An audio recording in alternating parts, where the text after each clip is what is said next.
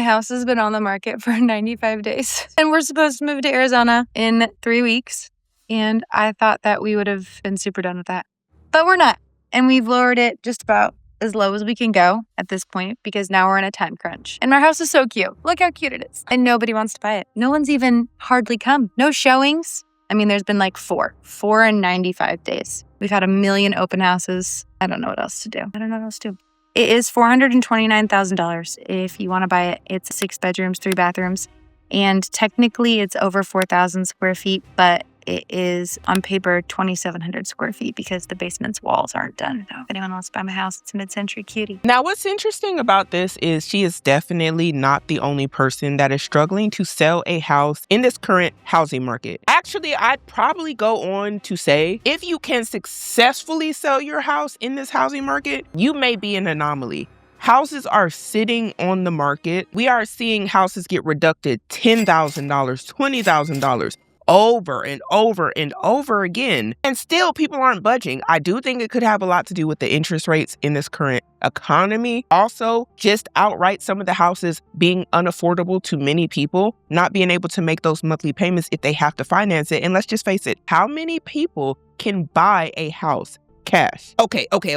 Now that we've answered that, that puts people in a dilemma when they're trying to sell a house. And I didn't even touch on inflation and things like that affecting how much income people have in order for it to go to things like a mortgage. I didn't even talk about the fact that when you decide to become a homeowner, you have to think about things like escrow, property taxes, insurance, and these sort of things could over even a couple of years mean that you're pouring more into your home monthly than what you were expecting. Because a lot of people have the assumption, okay, when I sign on the dotted line, this is how much I'm going to pay for my mortgage every month. They're not thinking about things like escrow shortages, property taxes going up, insurance going up, affecting that total monthly payment. So what started off as you paying $1,600 every month could end up in you paying $2,200 every month just because the property taxes went up or your insurance went up. This is a big deal. And also why a lot of people are trying to sell their houses. Many of the monthly payments were affordable at one point. But as we see inflation creeping and crawling into people's lives and snatching their dollars, people are looking around like, wait a minute. And I'm not saying that's what's happening to her, but it's a very common thing going on in 2026. Now, I need to go over to these comments. Now, she is saying, just a desperate girl over here venting to strangers on the internet because my family is sick of hearing me, sick of it. Now, the first comment says, 4 showings in 95 days. That usually means it's insanely overpriced. Is it in a flood zone? Is it 5 feet from a busy road? This is a great question, actually. Others saying 6 beds, 3 baths for $429,000 and not selling? There's more to the story here. Allegedly, I can't confirm nor deny. But girl, I was thinking, it didn't really sound too bad. It didn't sound too bad. 6 beds? I mean, yeah, and I agree. Even with the unfinished basement, she said she had 2,700 square feet.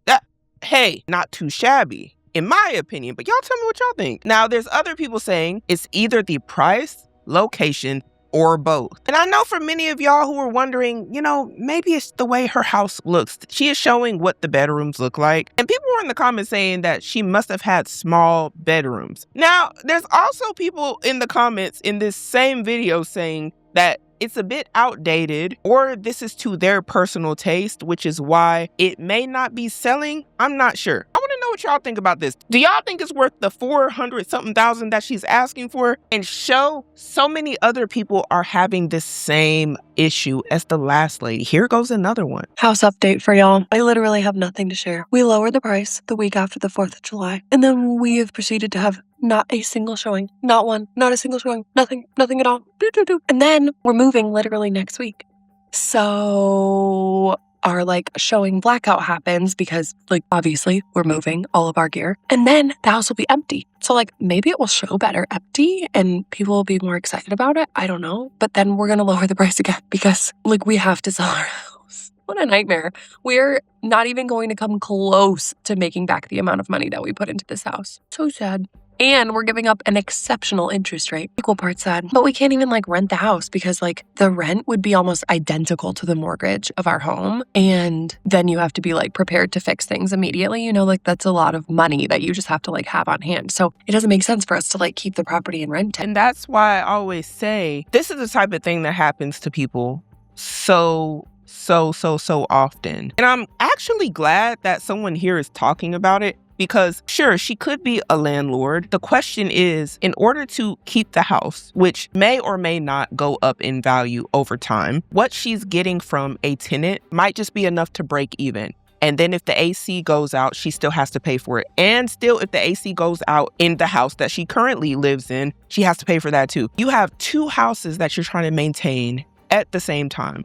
It works out if you have a little bit of buffer money, $300, $400, even $500 coming in extra to where it might make sense for you and you might be okay with that. But certain liabilities end up being the responsibility of the homeowner, which is why a lot of people like to rent in the first place. And it just might not be worth it for some people. And it does suck that she has a good interest rate too, and she's going to have to probably give that up in order to sell her home. I have seen people do owner finance though, which is interesting. And I'm still sad to be leaving this house. So I'm obviously not taking it personally that people don't need to see the house, but I'm come on, people, come by our home. Come by our home. At least come see it. But there's also a part of me that's well, it's a little nice that we don't have any showings right now because I'm just packing, getting things ready. Because literally we are filling the truck next week. So soon enough, there'll be nothing in here. Maybe that'll be better. I don't know. I want to see the house. Now, this is interesting. The first comment says, sell it for the price you paid for it. Those are the real prices of homes. Some people overbought. Let's be honest, some people overbought depending on when they bought the house. Now, I'm not saying she did that. I'm saying a lot of that did happen. We did see it. Another comment saying, I'm absolutely loving these. I realize now that my piece of ish house isn't worth what I think it's worth videos on my FYP. Honestly, I'm seeing a lot of them. It's an epidemic. It's bad out here on TikTok. It's just video after video after video after video about people saying, my house is not selling. Now I need to see the house for sure. Because somebody said 609K is insane. Is that how much she's selling it for? No way. Others saying, I just saw a video saying the price is $609,000. Really?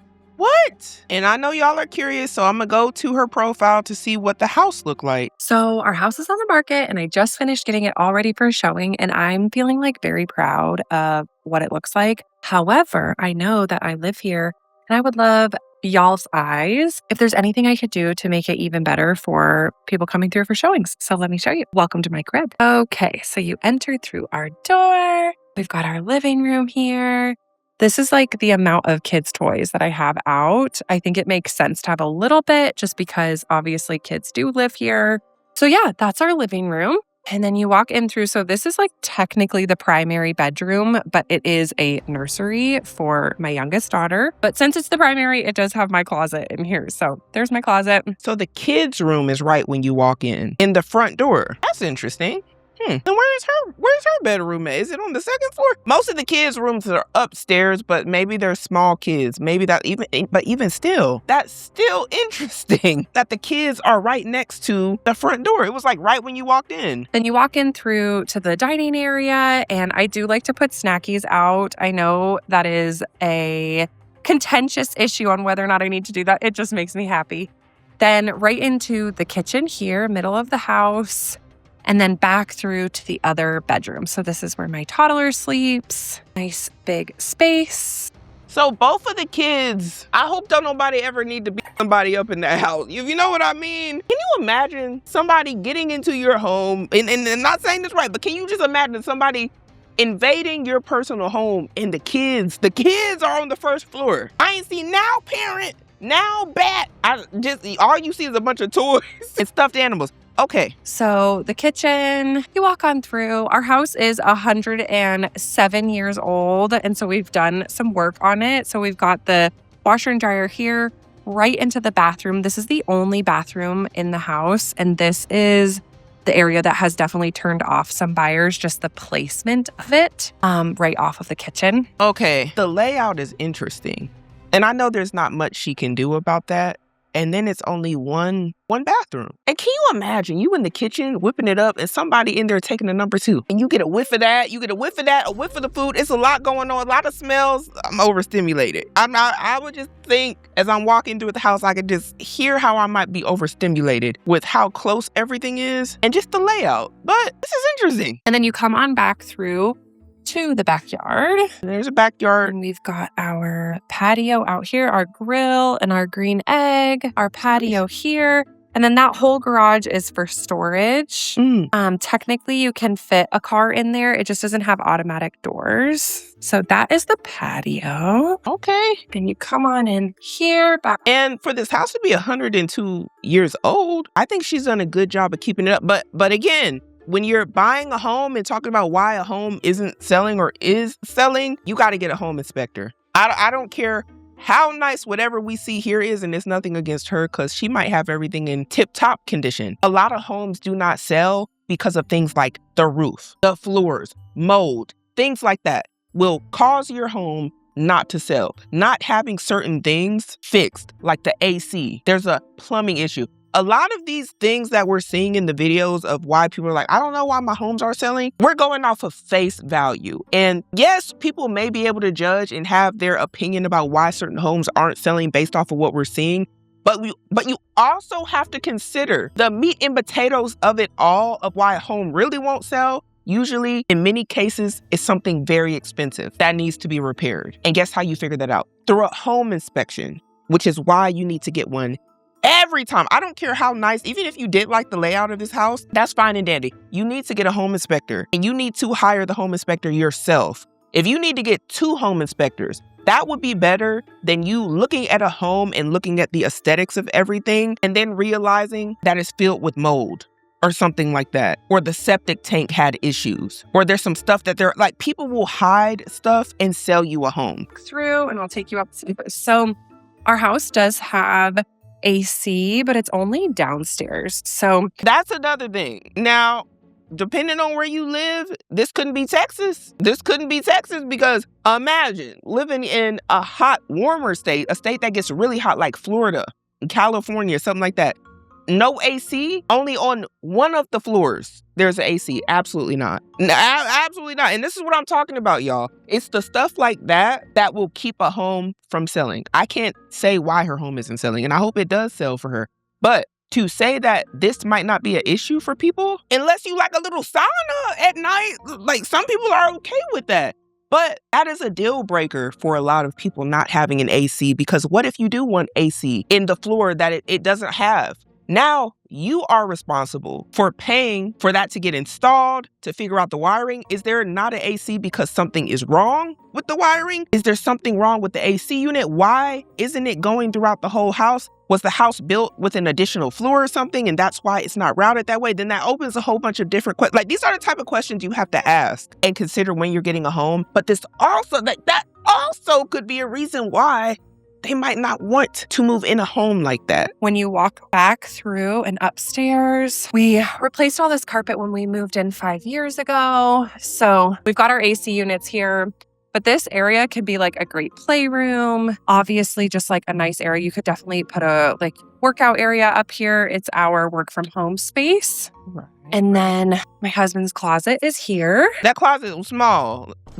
Let me see. That closet looked like y'all said he gonna make it work. he gonna make it work. Like, now that might be enough for some people, but this, and if is your husband tall? Is he bumping his head on this every time he gotta bend down to get his collared shirt? Because it's on a slant right here. This is interesting because you can see the drawer only has so much space going straight up before it hits the slant. And just y'all can understand how big a shirt might be. This is the space. So he gotta like duck down to get that. Now, people are trying to envision themselves in this house. Do you envision yourself getting old, ducking down, scooping up your shirt? Because at that point, you finna pop, lock, and drop it.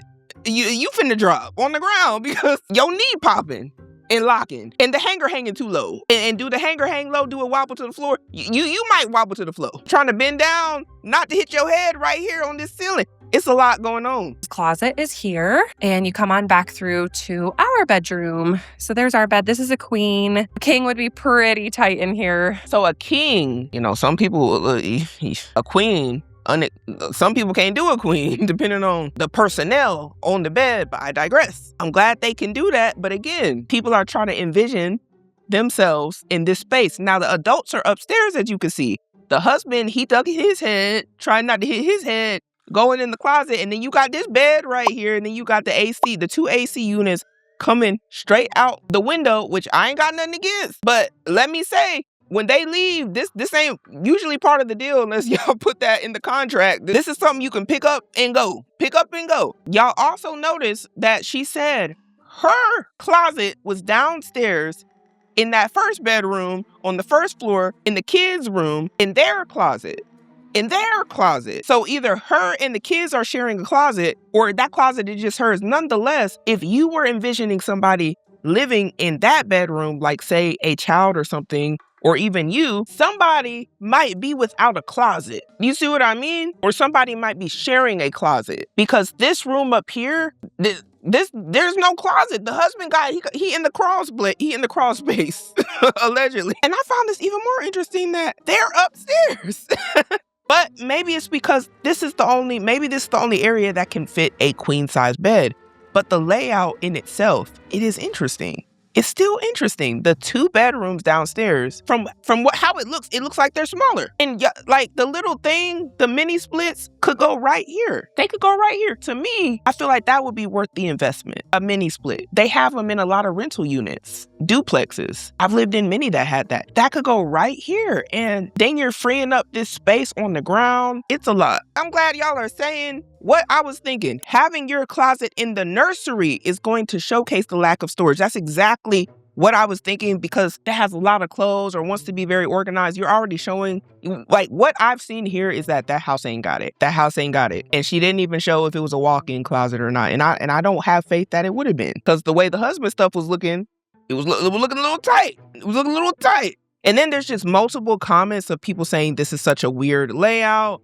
This is an awful layout. Others saying lower the prices. And I do wish her well. But after seeing what I just saw, I'm no longer confused on why it may be a little bit harder for her to sell her house. But I still wish her luck, because it's still rough for the average person who has their house perfectly laid out, who has the space. It's just a hard time in the market right now. Now, what's interesting is so far we've seen 2 homeowners kind of show why it's difficult for them to sell their homes in this current housing market. But this one right here, this is a realtor. And she's explaining what happened with one of her clients. Y'all gotta hear this one. This is so crazy. I wanted to know what happened to our buyers who were supposed to close last week, and the seller was refusing to sign papers because the seller decided 24 hours before closing that our buyers got too good of a deal. We got a call from the title company, and they were like, hey, the seller is refusing to sign a couple documents that we sent over because she's mad. And she's like, I can't believe I agreed to this. They're getting too good of a deal. I'm just not going to sign. And then the seller's agent calls, and she also lets us know that the seller has decided that she no longer wants to sign and she's going to cancel the contract. Okay, well, in the state of Texas, a seller can't just cancel the contract. A buyer has several, I think there's 30 plus ways that a buyer can back out of a contract, but a seller really doesn't have any. A seller can't just cancel a contract. The buyer would have to be in default of something, and then they could pursue that based on a timeline. So when the agent called with this nonsense, I was like, it's not really a thing. I just very calmly said, okay, thank you for letting us know. That's super disappointing. But what we're going to do is we'll just reach out to our buyer right now and let them know to reach out to their attorney so they can start preparing to pursue for performance should we get to that point. Typically in Texas, a judge doesn't necessarily make a buyer buy, but a seller does have to sell. Not always, and I'm not an attorney.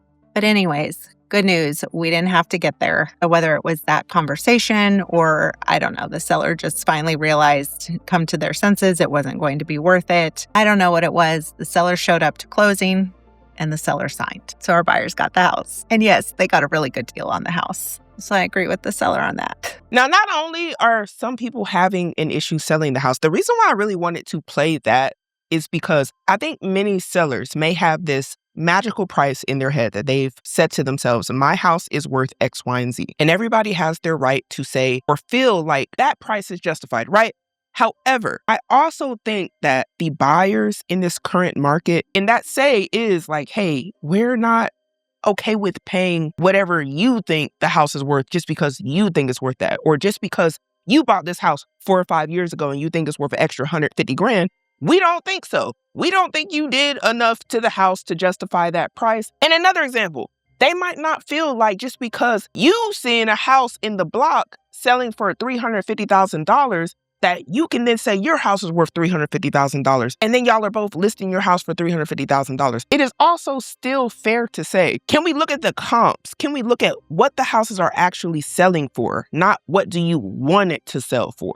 Not what you think it should sell for, and then, negotiate from there. But what this story here kind of shows is that sometimes people don't want you to get a good deal because you're getting a good deal, and they didn't get a good deal. They're leaving upset. They're like, dang, I'm gonna give you a good deal on my house. I wanted to have a good deal coming up on you. More than likely, I can't confirm nor deny. But generally speaking, wouldn't people want it to go that way? What is happening in this current housing market is it's not going the way it was going about 5-10 years ago. People were able to sell their house over asking price, and people were bidding for the homes. And they were buying homes $100,000, $150,000 over what the home was listed at without an inspection, not even looking at the house because it was competitive back then. Now, the buyers have the upper hand, and especially the buyers who have cash. The people who have cash, oh my, like you can just get whatever you want because those people are seeing that there's no competition with people bidding for those homes because the interest rates are too high. So if you have the cash, you're literally able to go in there and negotiate the housing prices even further down than what a lot of them are already having to do. Like they're already coming down, but then you get to be like, hey, well, come down some more. Come down till I'm comfortable because nobody else is about to fight you for a $4,000 a month mortgage payment. They're not going to fight you about that. And also the sellers are like, well, what are the odds that somebody else is going to want this house? We want to sell. It's already hard enough. Houses are like, if you just drive in your neighborhood and you see houses, because I see them, the houses that are for sale, they have them signs up for like 6, 7, 8 months. Some of them, they've been up like a year. The houses are not selling. People can't afford it. They're being priced out. It's too much. And you think about things like life circumstances that also can contribute to the fact that some people need to sell their houses, like a death in the family.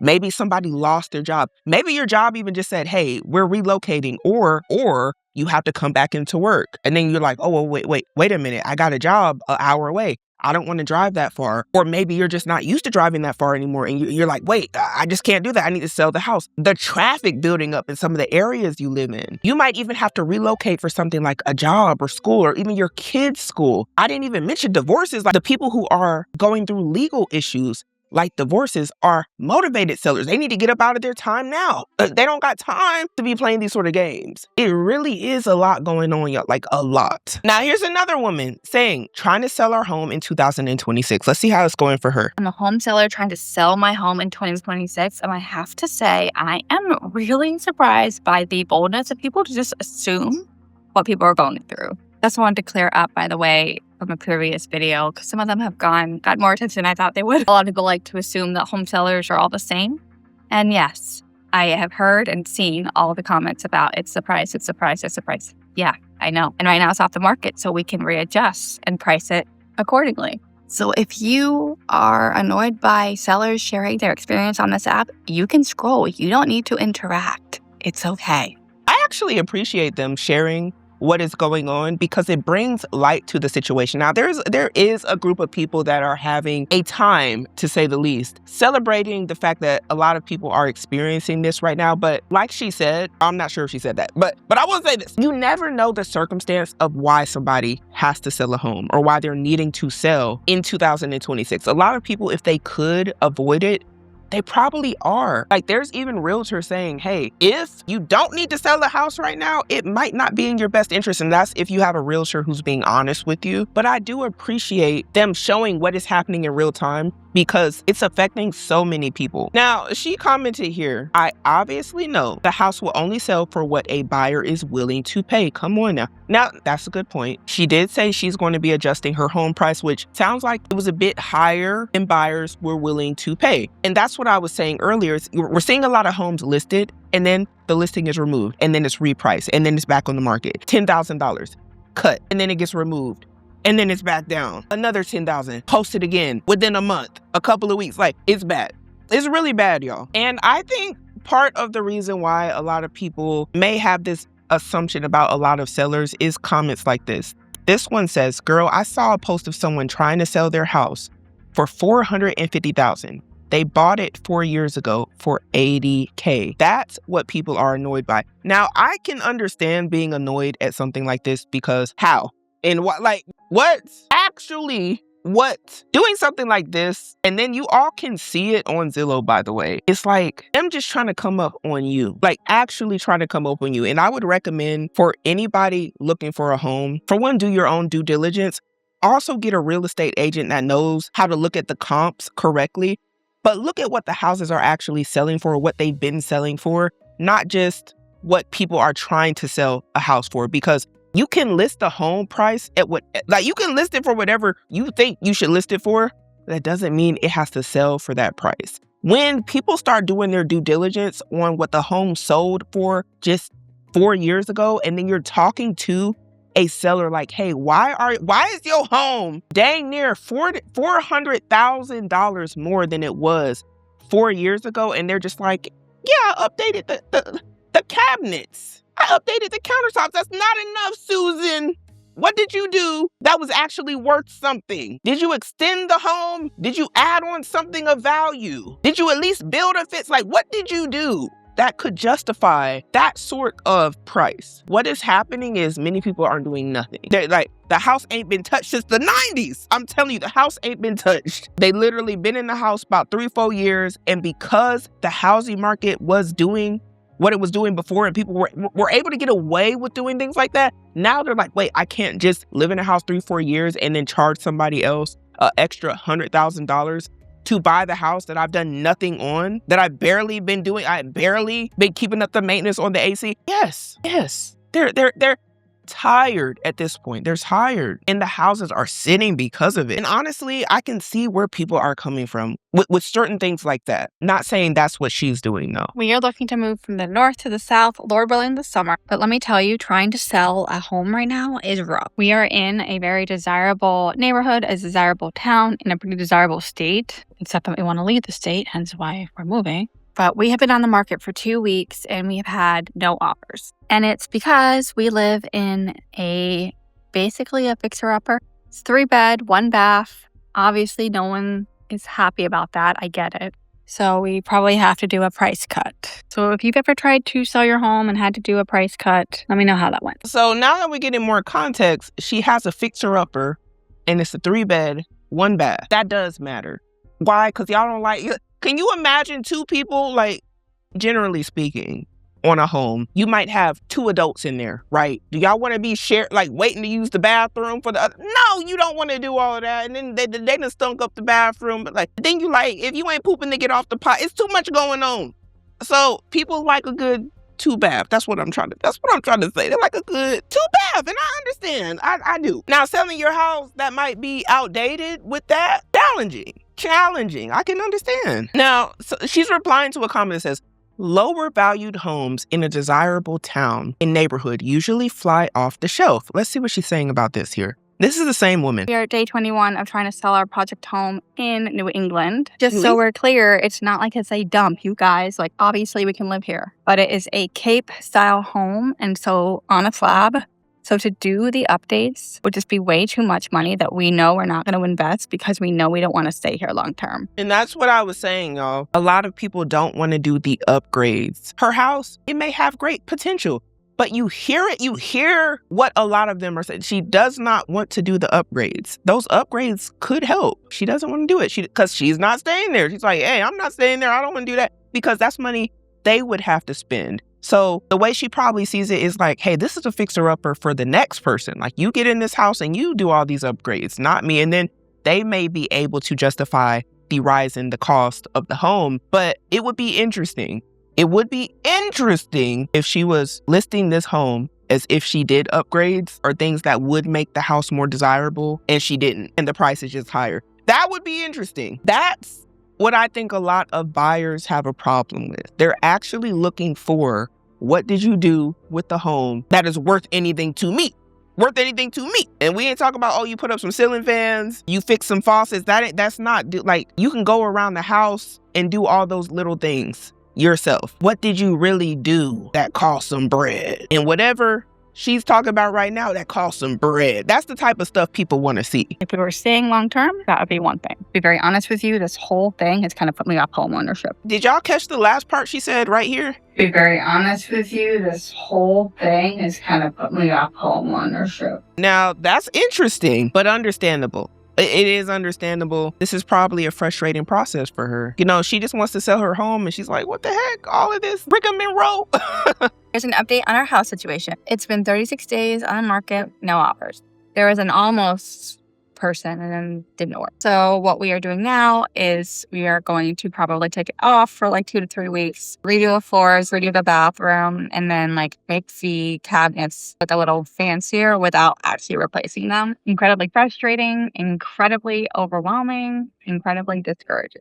Didn't I just... It's so crazy because I literally just went to the next video and I was saying, that ain't the stuff people want done. No, if it, like, that's stuff to make them say, oh, you did this, but they can do, like, the floors maybe, depending on how bad the floors look, that might be necessary. But the cabinets and stuff, and then she's just, hold on, let me go back. And then, like, make the cabinets look a little fancier without actually replacing them. Now, my whole thing is like, maybe the cabinets need to be replaced, but she said make it look fancier. That's what I want y'all to realize, is that a lot of this stuff with home buying is people making it look like something, making it look fancy or appealing to you or aesthetic or cozy or whimsical, whatever your thing is. That is what a lot of sellers want to make it look, which, granted, you should want to make things look appealing to the people you're selling to. Whether that justifies the prices that they're listing it at, debatable. I will say, don't get caught up in all of that. Look at the roof, the appliances. I'm not talking about a microwave. I'm talking about the structure of the home, the costly stuff in the home. Look at that stuff. Ask for the warranty. Ask, when is the last time X, Y, and Z has been replaced? Ask the important questions. Don't just think, oh, the cabinets are white. We made it look better so they'll... Oh, my. Incredibly frustrating, incredibly overwhelming, incredibly discouraging. Basically, our goal now is to do those things to avoid a further price drop because we've already dropped the price. See, I told y'all the prices are just dropping and dropping and dropping. Even people doing all these things is not enough to stop them from having to drop the prices because it's still too overpriced for many of the buyers. A lot of the buyers saying, and the floor should have been done, and the cabinets the cabinets should have been brand new. For the prices you're asking, do more. I'm not saying that about her. That's what a lot of people are thinking, looking at the price. They're trying to make sense of it, and it's not making sense. But it's not just about the price, though. Because do you see this? Some genius decided to put a window in the tub area in the 50. And back in December, one of our tiles on the bottom started to fall off. So we paid for a tiler to fix it back in February. And this is what they did. So yeah, we need to upgrade that. And yeah, it's going to be way cheaper than having a giant credit. Plus also probably not even getting through the inspection and sale. Ma'am, I might want to just took this down. Because is this mold that she might, I don't know. I'm not saying or confirming anything, but it might not be a bad idea to just replace the whole thing. Not just about the price, though, because do you see this? Some genius decided to put... Ma'am, what is this? This is what? Okay. Ma'am, the paint is cracking. Do y'all see that? Huh. She could redo this too. Like that's the stuff people want to see. Like, redo this, redo that maybe. Maybe she did. But this looks like this is how it went on the market. And I understand she said this was a fixer-upper for somebody else. But I'll say this, just because if you bought something that was a fixer-upper doesn't mean that everybody else will want to buy a fixer-upper for that price. And I have nothing against a fixer-upper, but the competition is swift right now. It's swift. A window in the tub area. We took the house off the market because we ended up switching realtors, and we're going to be doing some updates. So we are kind of waiting for that to happen. And it's interesting because one of the things people have said in past videos is that, oh, you're on a slab. No one's going to buy your house with a slab. A slab is just that we don't have a basement, but we do have a garage. But interestingly, a house with a slab sold for $650,000 just around the corner from us. And no, of course we are not pricing our house at $650,000 before you ask. And when people say, don't do updates, you're never going to get your money back. These are updates that probably we should have done in the past, but honestly, to get them without the discounts that we're getting them for would have been completely impossible. And they're things that buyers were objecting to. So we're responding to the objections, not just putting random updates in. So we'll see. And I hope it works out well for her. And it does seem like she's willing to do the updates and take the feedback and the constructive criticism from the buyers that were looking at her home. That's an important thing to do. And what this video also shows is that there is, for a lot of sellers, going to have to be some compromise. You can come onto the market thinking, hey, I want to sell for this price, X, Y, and Z, and think that's going to be it. And if you keep hearing the same feedback and the same comments, you might have to take action if you want that house to sell. And that's what a lot of other sellers are doing. So at least she's not just like, no, I'm not going to do it. Now, there are some sellers that aren't doing anything. Those houses are on the market for like a year. They're just stuck in their ways. They're set on their price in their head. They're not going below. They're not fixing anything. And they are essentially like, hey, until the right buyer comes, it's pretty much like saying until the right dummy comes in. Like, this is what some of them are thinking, not me. Until that person comes in, we just gonna leave this house here and keep relisting it, taking it off, relisting it. Like, if you see that the home is coming on and off and on and off and on and off and on and off, it might be for a reason, or it could just be that they need to lower those prices. Nonetheless, you have to ask, why? What is going on? If I don't laugh, I'm going to cry. We're in the process of selling our house because we have to move to Minnesota in a month now. House has been on the market for a while. Finally, we got an offer. We were under contract. All was good. All was great. It was fine. We were doing great. Inspection day comes. It happened to be during a monsoon. And during the inspection, our yard flooded while the buyers were here, while the inspector was here. Their worst nightmare. And I'll tell you all something that might help a lot of you who are looking for a home. Don't go to the house when the weather is good. That was smart for the buyer or potential buyer to go during that time. Why? You going in the summertime, everything is dried up. You don't see that it's a swimming pool. You don't see the swimming pool until it rains. And you're like, oh shoot, your house, it's a swimming pool. On a normal day when it rains, for some reason, your house is flooding right here. That could be problems for you later. Also, if they let you in and they got buckets in the house when it's raining, red flag, flag on the play. Hey, something's up with that. Additionally, that's why you need to have an inspector come to look, because they might be able to catch something like that. But if you're looking to move in an area and you're like, oh my gosh, I love this place. When you go on vacation, the reason why you're probably going to get got is because you're there on vacation. You need to go look up on the internet, what is the worst weather in this area? And you need to go back to that same area during that season. For example, if you went and visited a nice coastal area and it was nice and breezy and you loved it there, you need to go in the winter. Is it brutal? Does it rain every day? If you like certain houses in the South and you're like, oh my gosh, it's nice here in the winter, I can get away, you need to come in the summer. Can you handle the heat? Do you see what I'm saying? You need to go to that same location in the time, totally opposite to the one that you thought was favorable. If you are going to move to that location, it'll save you so much money. I'm telling you. And this was like, I hate that for her. Not really. Not really. because girl, it just is what it is. But she sounded like she was so close to selling this house possibly. And then girl, a monsoon and the caterpillars were swimming in the swimming pool in the yard, allegedly. Can't confirm nor deny. That's crazy. Don't know what happened. It has never happened before. Yard flooded. So buyers backed out. They got freaked out, backed out. We realized it was just a drain that was clogged, but they still did not want any part of that. They said, how convenient. Now, she could be absolutely right, but imagine if it was me, I'd do the same thing. I'm like, oh, convenient. Oh, you didn't know that. She could be telling God's honest truth right now. And even if she was, I'd still be like, and of course, she didn't know. Wouldn't you? So something was up with a drain plug and a monsoon came and the front was flooded. Just so happened to be when the house was selling. When I'm looking, I'd be like, who do you think I am, Boo-Boo the Fool? And I would just have to say, Lord, forgive me if I'm wrong. Lord, forgive me if I'm wrong. But suspicious, to say the least. They didn't want to get this. Like, all right, cool. Back to square one. Next day, we realized that something tripped. I don't know any of these words, so I'm probably saying it all wrong.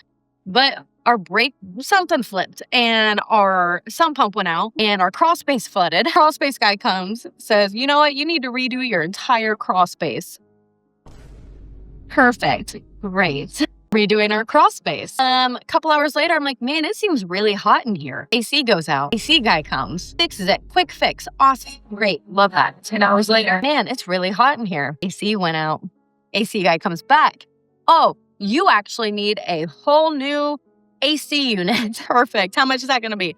Oh, $11,000. Y'all, what you're hearing described here is what it's like to be a homeowner. On an extremely bad day. Clearly, whatever was going on, this couldn't have been written up any worse than what she's going through. My. But if you're trying to sell the house, if they come in with an inspector, can you imagine? You just like, no, I'm gonna try to get one over on people. And they come in with a home inspector and they're like, oh, the AC needs to be replaced, the this, the that, the this, the that. Your house will sit there for so long. And what's crazier is you have to think a lot of people can't afford $10,000 for their AC unit. That's part of the problem is home ownership costs money. And a lot of people are trying to sell their house. They're not trying to spend $10,000 on the AC unit and to plug a hole in the front yard. But you got to do what's necessary if you want to sell the house. So cool. Our retaining wall in the back.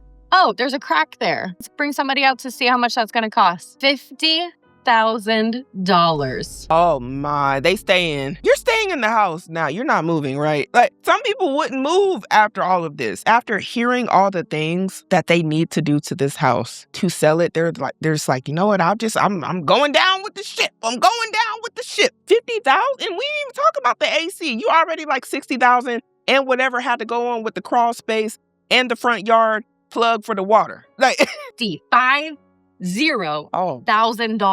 Perfect. Love that. I go upstairs to fold laundry. What's that on the ceiling? Oh, a leak. A leak in the ceiling. Oh no. Oh no. Oh my goodness gracious. I can't.